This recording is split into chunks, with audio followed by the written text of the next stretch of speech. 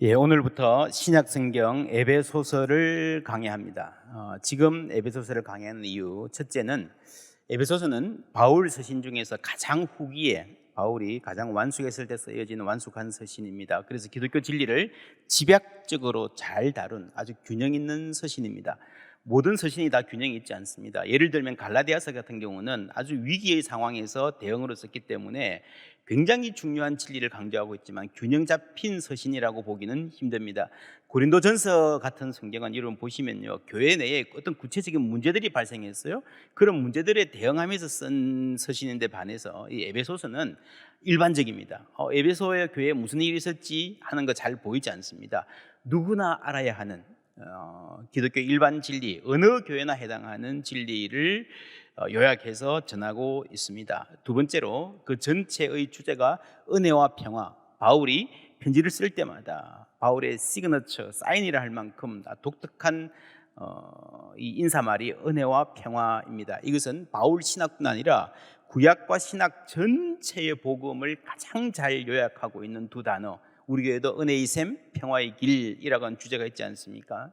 을 가장 잘 보여주는 성경이 에베소서입니다. 우리가 아브라함 이야기 열심히 듣고 오늘까지 왔는데 성경 전체가 같은 주제를 갖고 있어요. 여러분, 창세기에서 우리가 평화가 깨어진 모습을 보지 않았습니까? 가인과 아벨, 그렇죠? 이삭과 이스마엘, 야곱과 에서, 요셉과 그 형들.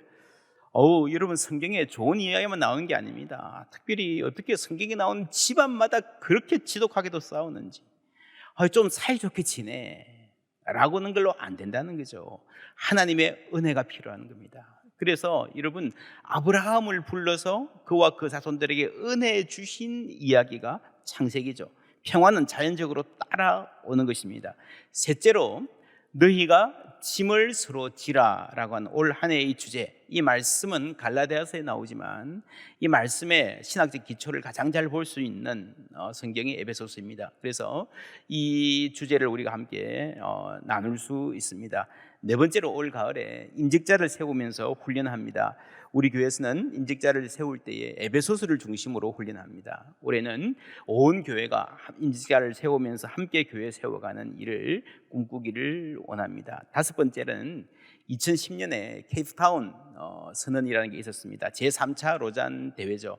로잔은 스위스에 있는 도시 이름입니다. 1974년에 여기서 선교 대회가 있었기 때문에 지금까지 로잔 대회 그러는데 3차 대회가 2010년에 케이프타운에서 있었습니다. 그때 온 교회가 온전한 복음을 온 세상에 전하자 하는 고백이 핵심이었는데 이때 주제 성경이 에베소서였습니다. 그리고 내년에는 서울에서 모이게 되고 사도행전이 주제 성경이 되는 것입니다. 그래서 이 온 교회, 하나된 교회가, 우리 교회뿐 아니라 온 세계 교회가 하나 되어서 온전한 복음을 전하자라고 하는 이 고백을 핵심적으로 볼 수 있는 성경이 에베소입니다. 그렇죠? 에베소라는 도시에 대해서 말씀드리면요, 지도에서 여러분 대충 어딘지 아십니까? 지금 터키의 서쪽 해안에 이 바다를 건너면 바로 그리스가 있는 이 그리스 문화권의 핵심적인 지역입니다.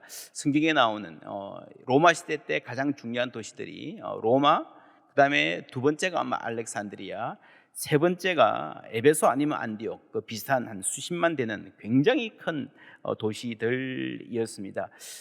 우리가 그리스 문명 그러면요, 아테네, 스파르타 뭐 이런 도시들을 주로 생각하는데 사실은 그 전에 먼저 이 터키 지역, 옛날에 이오니아 그랬죠. 이오니아. 여러분 세계 건축사를 공부해봐도요, 이오니아식이 아주 오래된 중요한 식이 되고요.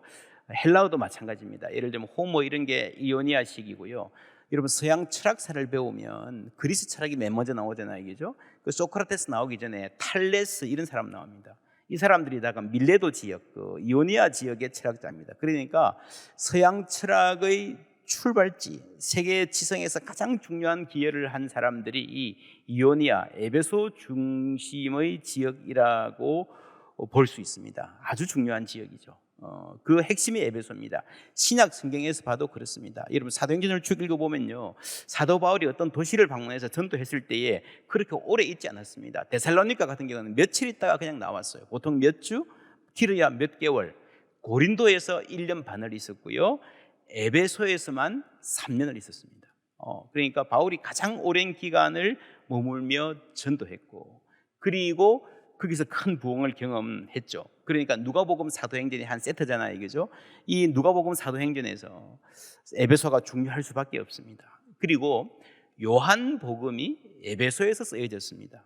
요한계시록, 이런 밤모습 아시죠? 에베소 앞바다입니다. 그리고 7교회 전부 다 에베소를 중심한 교회죠.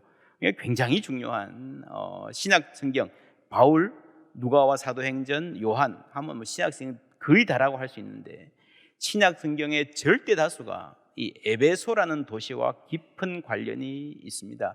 지금까지 이 초기 기독교를 연구할 때 주로 예루살렘, 안디옥, 로마 이런 도시들 중심으로 많이 봐왔는데, 저는 신약 학자로서 에베소에 좀 더 많은 관심을 가질 필요가 있다라고 생각을 합니다.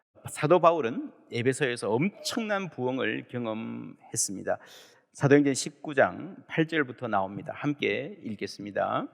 바울이 회당에 들어가 석 달 동안 담대히 하나님 나라에 관하여 강론하며 권면하되, 어떤 사람들은 마음이 굳어 순종하지 않고 무리 앞에서 이 도를 비방하거늘 바울이 그들을 떠나 제자들을 따로 세우고 두란노 서원에서 날마다 강론하니라. 2해 동안 이같이 하니 아시아에 사는 자는 유대인이나 헬라인이나 다 주의 말씀을 듣더라. 여러분, 그 유명한 두란노 서원도, 그죠?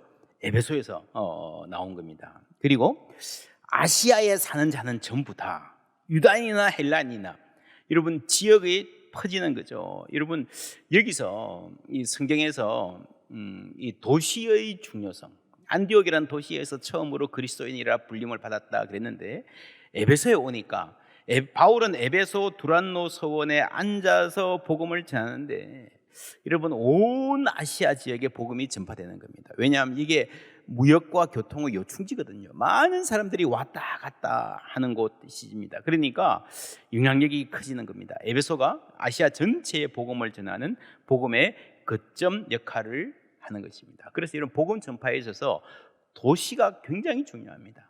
도시에는요, 이 성공 신화가 있습니다. 수많은 사람들이 성공하기 위해서 도시로 몰려들지만, 그 중에 극소수는 성공하고 대다수는 빈민을 형성하는 곳이 도시이기도 합니다. 그래서 지나친 도시화가 갖는 문제가 많기는 하지만, 도시가 큰 악이 있는 곳이기는 하지만, 그러나 하나님께서 그 도시를 통해서 도시화 가운데도 일하시는 그 뜻을 발견할 수 있어야 우리가 복음을 제대로 전할 수 있다라는 굉장히 중요한 고백이 우리 기독교의 핵심에 있습니다. 바울도 도시부터 전도했습니다. 특별히 이 도시 전도가 중요성이 확인되는 곳이 에베소입니다.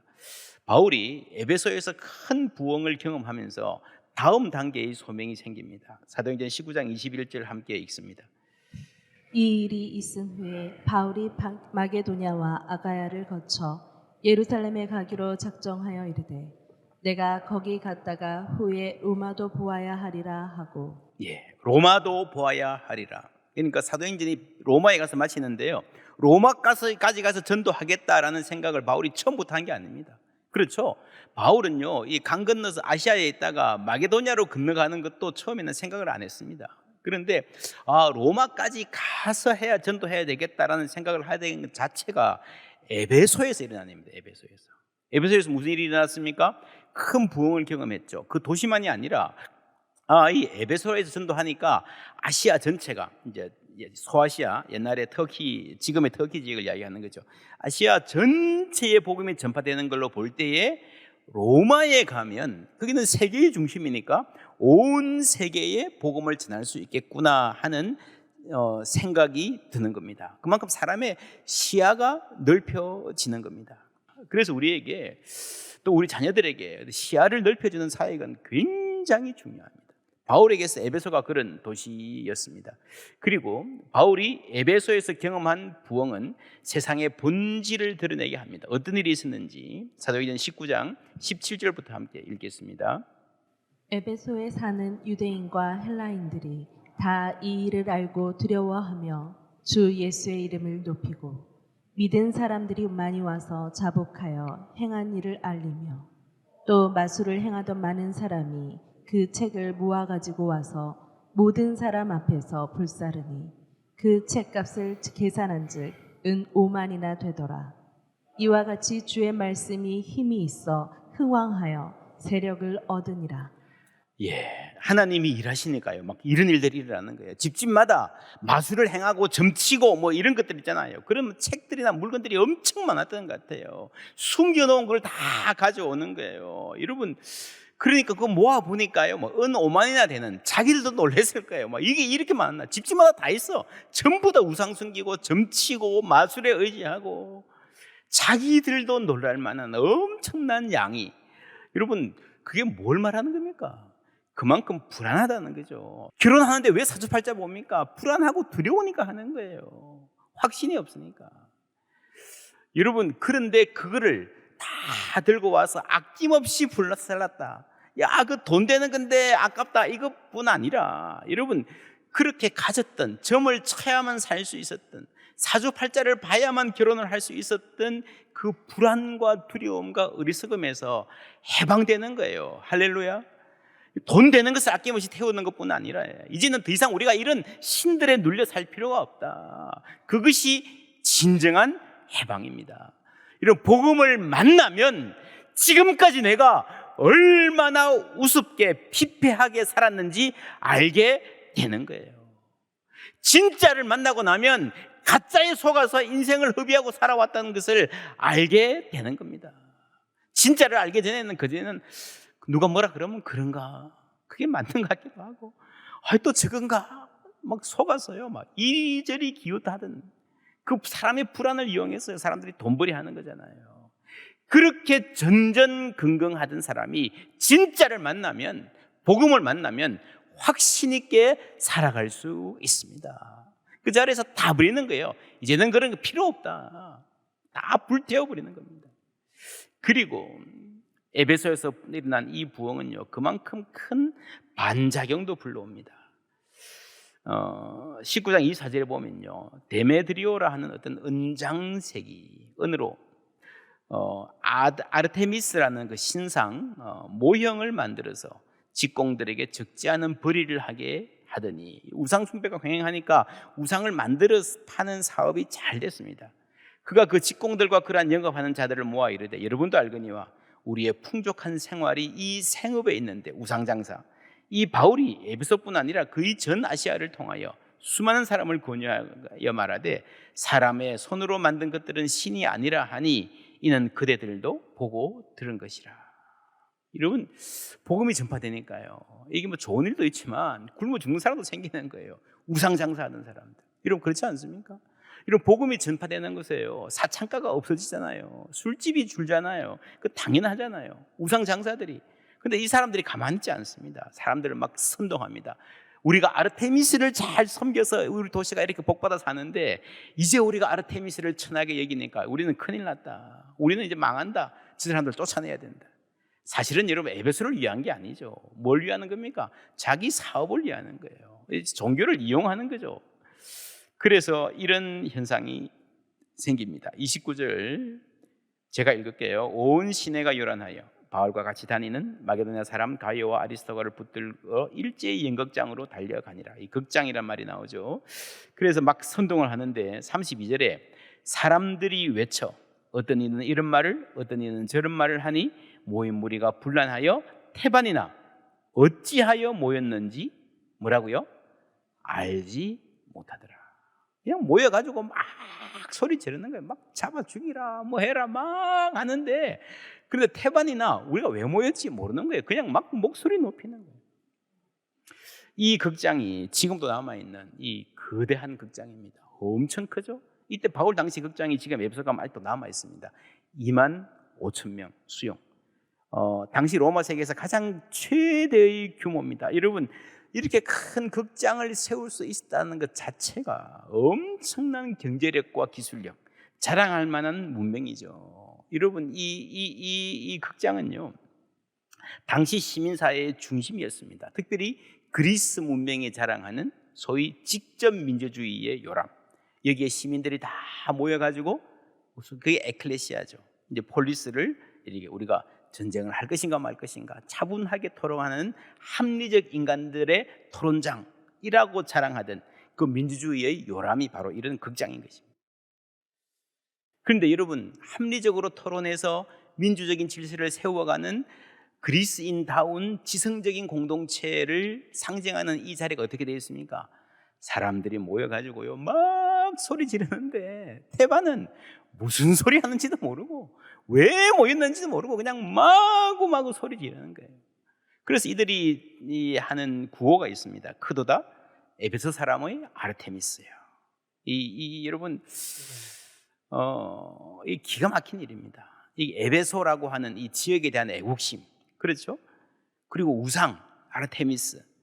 여러분 실제로 본심은요 애국심을 팔아서 우상을 팔아서 종교를 팔아서 장사하는 거예요. 장사하는 거. 크도다 에베소 사람들의 아르테미스예요. 이 자기 자부심을 막 높이는 거죠. 근데 이런 말이 통한다는 게 참 재밌습니다. 통한다는 게. 왜 통하는가 하면요, 사람들은요 내 인생이 뭔가, 내 인생의 의미를 나보다 더 큰 이야기의 일부가 되고 싶어하는 마음이 있습니다.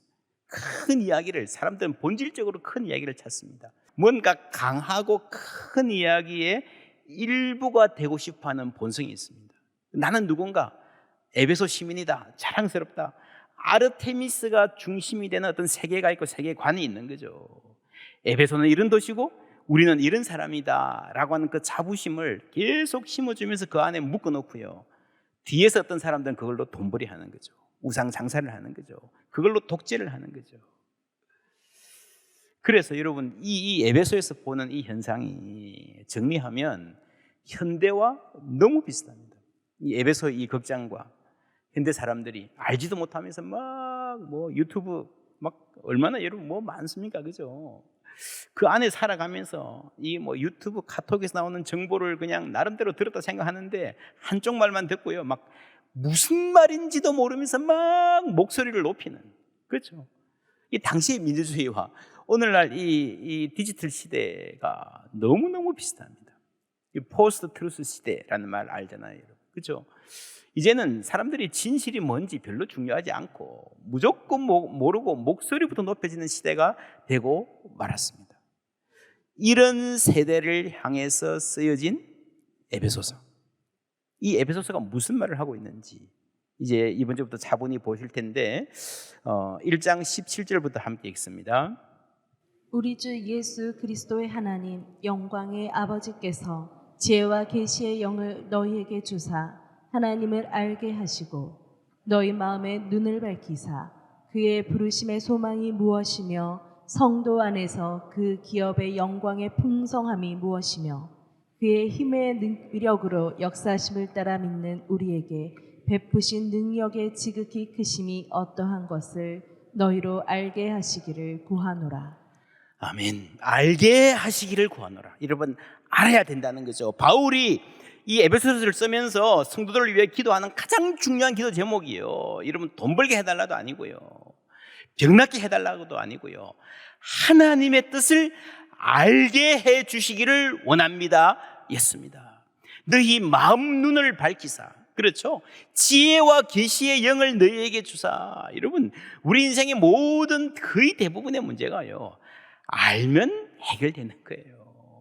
하나님의 뜻과 진리를 알면 해결되는 겁니다. 다시 말해서 우리가 이렇게 고생하고 헛되이 세상을 낭비하고 하지 않아도 되는 걱정과 불안에 사로잡혀 사는 것은요 몰라서 그렇다는 거죠. 몰라서 그렇다는 겁니다.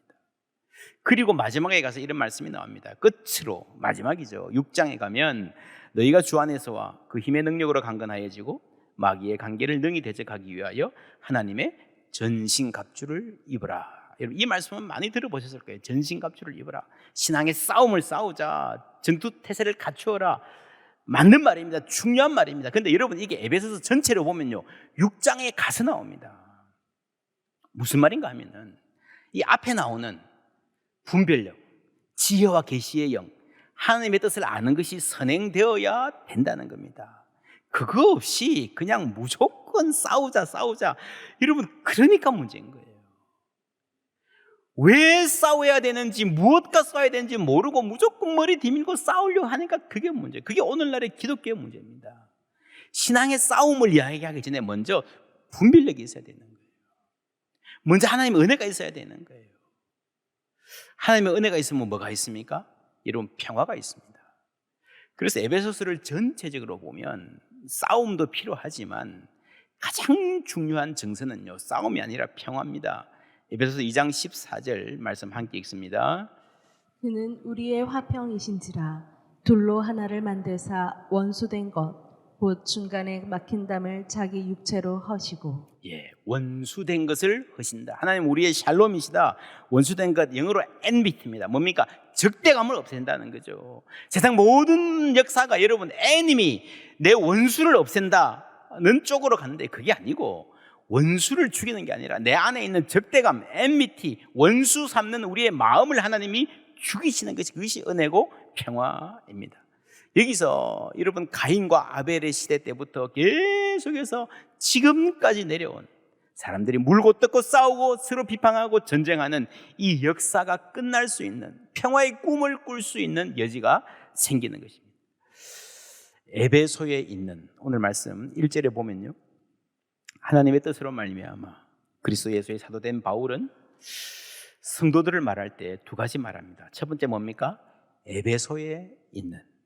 그 다음에는 어디 있습니까? 그리스도 예수 안에 있는. 이 둘이 함께 가는 거예요. 우리가 어디에 있습니까? 그리스도 예수 안에 있는 줄 믿습니다. 그런데 동시에 이 사람들은요, 에베소에서 살고 있었습니다.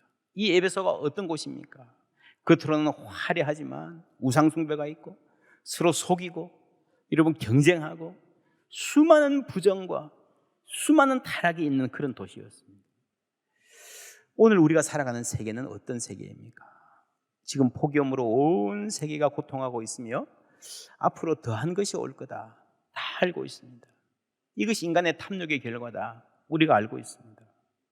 이번에 잼브리 대회, 이거는 지금 이 폭염 대회 준비 부족뿐 아니라 그 지역 자체가 무분별한 개발, 하지 말아야 할 개발을 한 것이 아닌가 하는 반성이 조금씩 일어나고 있습니다. 지금 한국 사회에 새로 지은 아파트가 그냥 막 허물어지는, 그 안에 인간의 탐욕과 무책임이 있잖아요. 한 초등학교 선생님의 비극적인 죽음으로 슬퍼하며 있는 가운데에 또 어디서 묻지마 폭행 이런 것들. 그래서 요즘에는요, 많은 분들이 그럽니다. 뉴스 보기가 겁난다. 뉴스 보기가 겁난다. 오늘 성경에 나오는 에베소에 있는 이라는 한 말을 들여다볼 때에 우리가 정말 뉴스 보기가 겁난다 하는 정도의 깨어진 사회를 생각하지 않을 수 없습니다. 여러분 기억하십시오. 우리는 그리스도 안에 있는 사람들인 줄 믿습니다. 동시에 에베소에 있는 거예요. 그리스도에 있는 우리의 실존이 에베소에서 살아가야 되는 책임을 면제해 주지 않습니다. 그리스도 안에 있는 우리의 실존이, 우리의 믿음이 이 에베소를 믿음으로 살아갈 수 있는, 신실하게 살아갈 수 있는 힘을 줄 믿습니다. 그래서 이 깨어진 도시, 이 타락한 세상에서 에베소서가 그랬듯이 그리스도가 주는 참 평화를 갈망하고 선포할 수 있는 거예요. 오늘 우리도 마찬가지입니다. 우리가 살아가는 세상 언제고 여러분 어렵지 않았던 때가 없습니다. 지금은 특별히 어렵고 힘들고 환난 많은 때인 것 같습니다. 우리 함께 기도하시길 바랍니다. 말씀 붙들기를 원합니다. 그래서 에베소서가 전하는 그리스도의 진정한 평화가 우리로부터 시작해서 이 땅에 넘쳐나기를 기도하면서 함께 신실한 삶 감당해 나가시기를 주님의 이름으로 축원합니다.